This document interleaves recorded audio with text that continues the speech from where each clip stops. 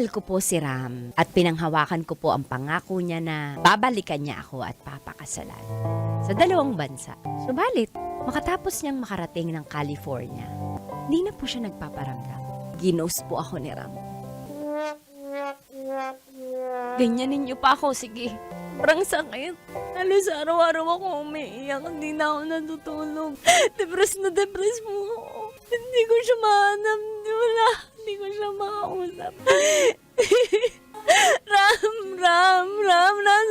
Ram, saan pa nga ako? Mukha kausapin mo agad ako, Ram. The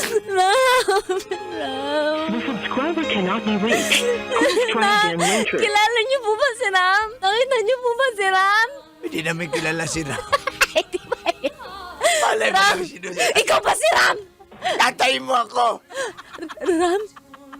Ikaw! Siguro tinago mo si Ram. Mars, wala akong kinalaman. Ikaw siguro inagaw mo si Ram. Siguro ikaw kabit ni Ram, no? Ram! Best friend mo ako! Wala akong kinalaman yan!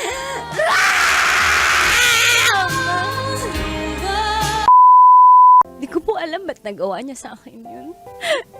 Ang sakit po. Pero after 4